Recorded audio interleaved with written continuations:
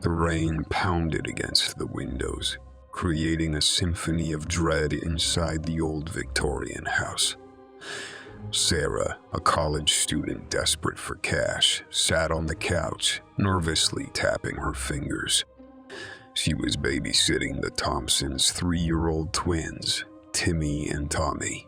As the clock struck midnight, she couldn't help but feel uneasy.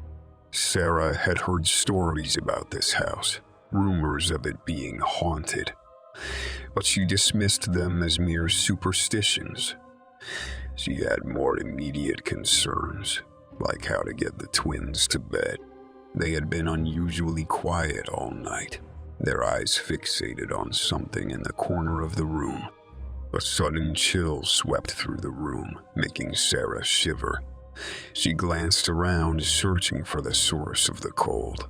That's when she noticed it, an antique mirror hanging on the wall. It looked out of place among the modern decor, its frame adorned with intricate carvings. Curiosity got the better of her, and she approached the mirror. As she peered into it, her reflection began to change. Her face twisted into a sinister grin, and her eyes glowed with malice. Sarah stumbled back in horror, realizing that the mirror was anything but ordinary. Just then, Timmy and Tommy giggled eerily. Sarah turned to find them standing by the mirror, their tiny hands reaching out. Their reflections in the glass were far from innocent. They were grotesque and menacing. Sarah's heart raced as she realized the truth. Something was terribly wrong with the mirror, and it was corrupting the children. Panicking, she grabbed the twins and rushed to the front door, but it refused to budge. It was as if the house itself was conspiring against her. The children's laughter grew more sinister, and their eyes glowed brighter as they inched closer to her. Desperation gripped Sarah. She needed to break the mirror's hold on the twins. With a surge of strength, she hurled a nearby vase at the mirror. It shattered into 1,000 pieces, and the dark reflections disappeared. Timmy and Tommy blinked, confusion replacing the darkness in their eyes. As the twins returned to their innocent selves, the front door swung open effortlessly. Sarah knew she had narrowly escaped a horrifying fate. She never babysat for the Thompsons again, and she couldn't erase the image of that cursed mirror from her mind. Story 2: The Babysitter's Haunting. Megan had always been the responsible type, so when her neighbor, Mrs. Johnson, asked her to babysit her daughter, Emily, she readily agreed. Mrs. Johnson had mentioned that Emily was going through a phase of night terrors and needed someone to comfort her when the darkness became too much. On her first night of babysitting, Megan arrived at the Johnsons' charming old cottage. Mrs. Johnson introduced her to Emily, a sweet and innocent 6-year-old. She explained that Emily's night terrors could be triggered by anything, even the slightest sound or shadow. As night fell, Megan tucked Emily into bed and began reading her a bedtime story. The room was dimly lit with the soft glow of a nightlight, casting eerie shadows on the walls. Megan noticed that Emily's eyes were fixed on the closet, which seemed to ooze darkness. "Is everything okay, Emily?" Megan asked, concerned. Emily nodded, but didn't take her eyes off the closet. Megan decided to leave the closet door open, thinking it might ease Emily's unease. Just as Megan was about to continue the story, she heard a faint scratching sound coming from the closet. She froze, her heart pounding. Megan tried to convince herself that it was just the old house settling, but the scratching continued, growing louder and more insistent. Emily whimpered, her small body trembling. Megan couldn't ignore it any longer. She approached the closet cautiously and opened it, revealing nothing but coats and shoes. The scratching, however, persisted, and it seemed to be coming from the walls. Megan's breath caught in her throat as she realized that something was trapped within the very structure of the house. Panicking, she rushed back to Emily's bedside and tried to comfort her. But as she did, the room seemed to come alive with shadows. The nightlight flickered and went out, plunging them into darkness. Megan's pulse raced as she fumbled for her phone's flashlight. When she turned it on, the room was no longer the quaint cottage she'd entered earlier. It was a nightmarish realm with grotesque figures lurking in the corners.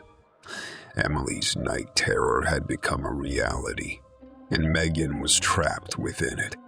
Desperation led Megan to pick up Emily and run toward the front door. But no matter how fast she moved, the door remained just out of reach.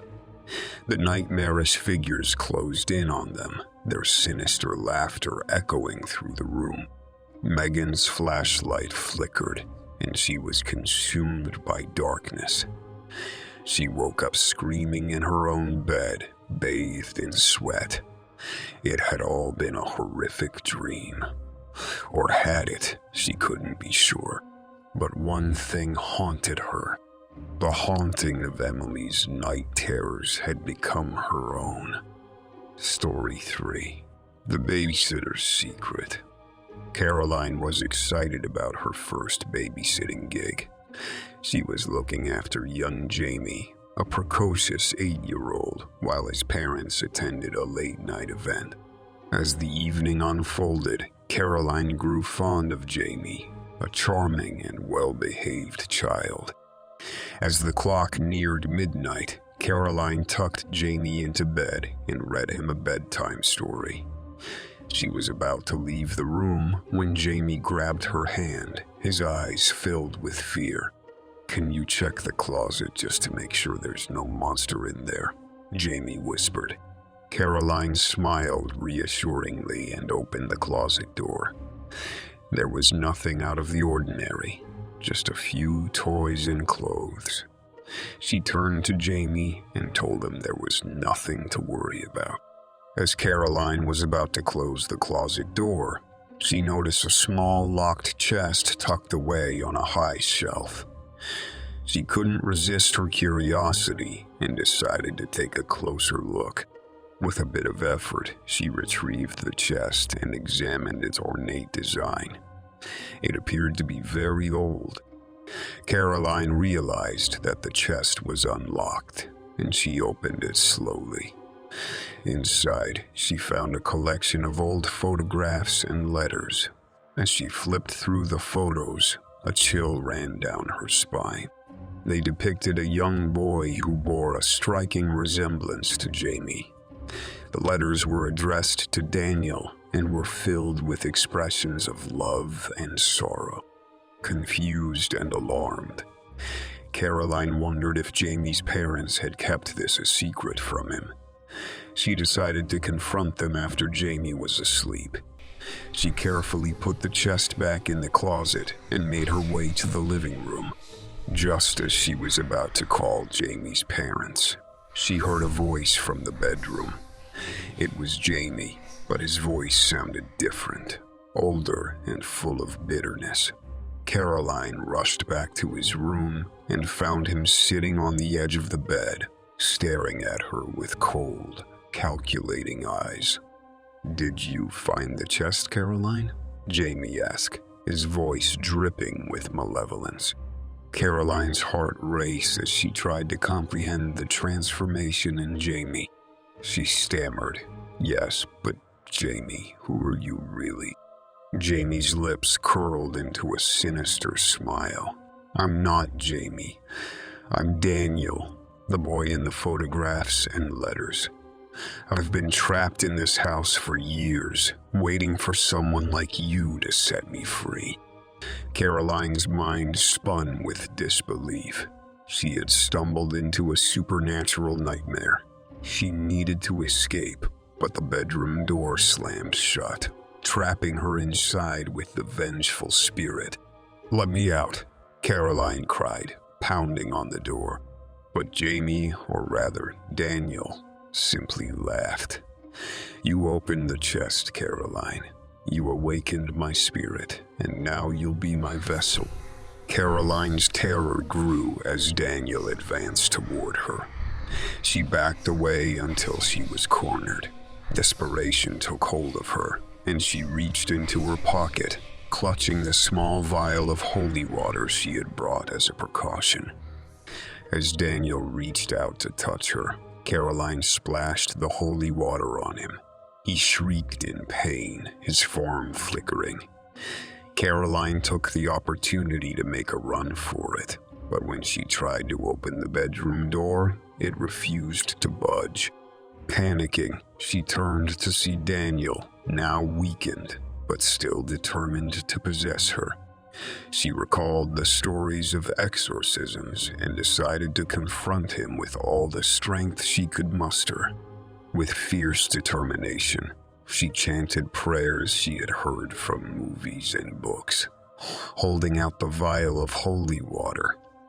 Daniel screamed and writhed in agony as if the holy words and water were burning him from the inside. In a final blinding flash of light, Daniel was expelled from the room, disappearing into the darkness. The bedroom door swung open and Caroline fell to the floor, exhausted and trembling. When the Thompsons returned home, they found Caroline shaken but alive. She recounted the terrifying events of the night, and the Thompsons were shocked to learn the truth about their home's dark history. They thanked Caroline for her bravery and vowed to seek professional help to free Daniel's trapped soul once and for all. Caroline never babysat again, haunted by the memory of that night. The knowledge that the supernatural could lurk in the most ordinary places would forever terrify her.